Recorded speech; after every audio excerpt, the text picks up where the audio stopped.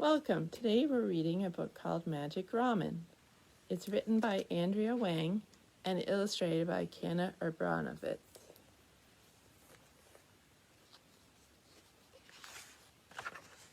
Magic Ramen, the story of Momofuku Ando.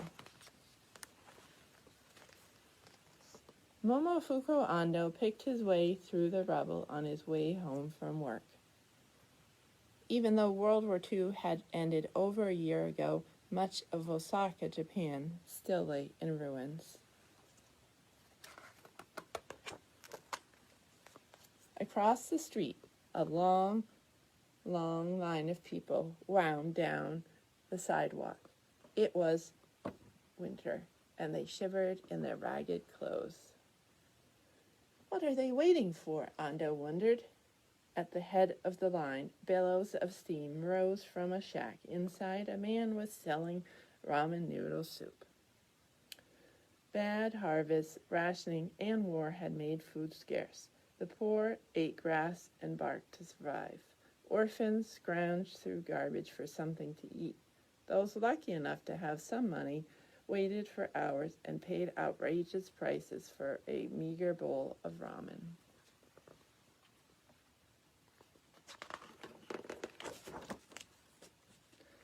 Ando went home, but he couldn't forget the hungry people. The world is peaceful only when everyone has enough to eat, he realized. Ando decided that food would be his life's work. He started a business making salt. He caught and dried fish. He created nutritious food for people who were sick. With every new product, every new job, and every new business, Ando thought about the line of starving people. He thought about them for over 10 years. Then one of Ando's businesses went badly. He was penniless. Once again, Ando remembered those people in line. Wouldn't it be wonderful, he thought, if whole families could have noodles whenever they wanted? No more waiting in line in the cold, no more high prices, and no more empty stomachs. He dreamed about a new kind of ramen. His ramen wouldn't be like other noodles. It would be more nutritious. In a shed in his backyard, Ando mixed flour, salt, and water.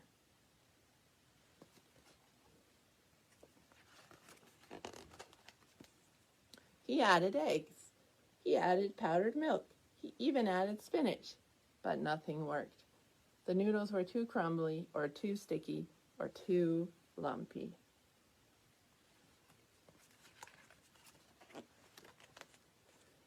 Ando kept experimenting with different ingredients. One day he cranked the handle of his noodle-making machine and tested the noodles that came out. They didn't crumble, stick, or lump. It was just the right mix of ingredients. Ando realized the key to preparation of food is balance.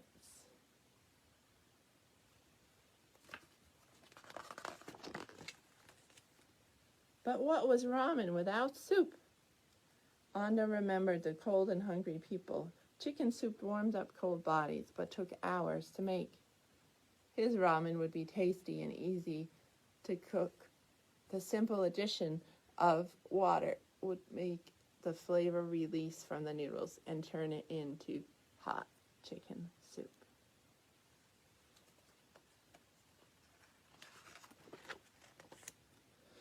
He kept experimenting. He used chicken soup to make the dough. He brushed seasoning onto the noodles. He dipped the noodles into soup.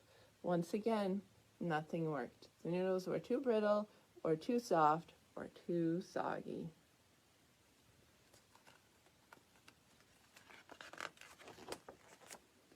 Ando kept experimenting with different methods, and one day he sprinkled noodles with soup from a watering can, then tossed and separated them.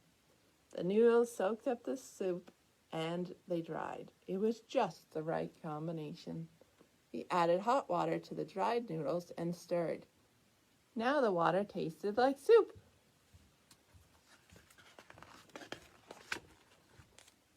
But the noodles were too tough. They still had to be cooked on a stove. Ando remembered the tired and hungry people. He wanted his ramen to be fast and convenient. It could be made with hot water and in a few minutes. People should be able to make it anywhere, anytime. Day after day, Ando experimented. Night after night, he failed. Month after month, he kept trying. Nothing worked.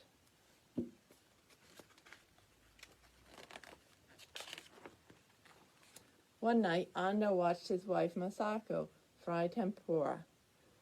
She coated vegetables and seafood in batter and dropped them in hot oil. The water in the batter evaporated and left tiny holes in the now crunchy coating. He stared at the noodles, at the tempura. The batter was made from flour and water, just like his noodles.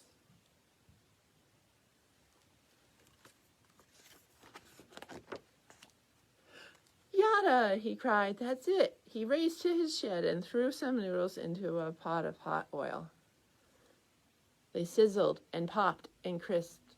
Ando scooped the fried noodles out of the oil and into a bowl. He added hot water and waited. The water seeped into the tiny holes and softened the noodles.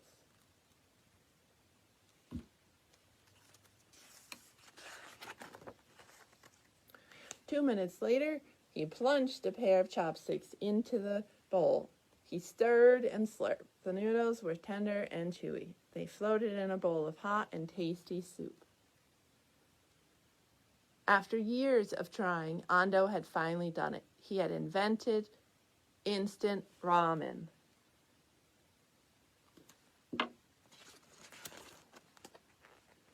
Ando worked hard to make enough instant ramen to sell. The whole family pitched in, even Masako, Suma, Koki, and even little Akimi.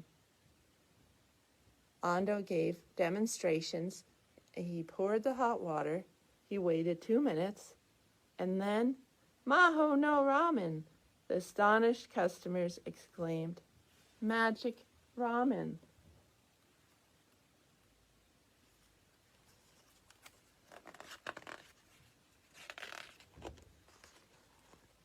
Soon everyone was eating Ando's ramen.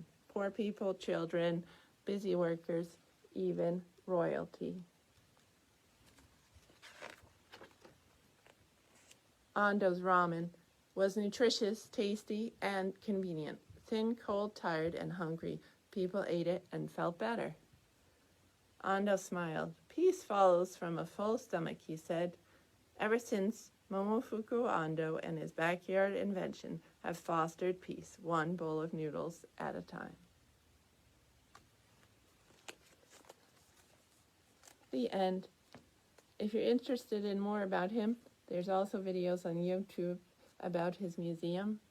And one interesting fact is that he invented space noodles when he was 91 years old. Thanks for listening.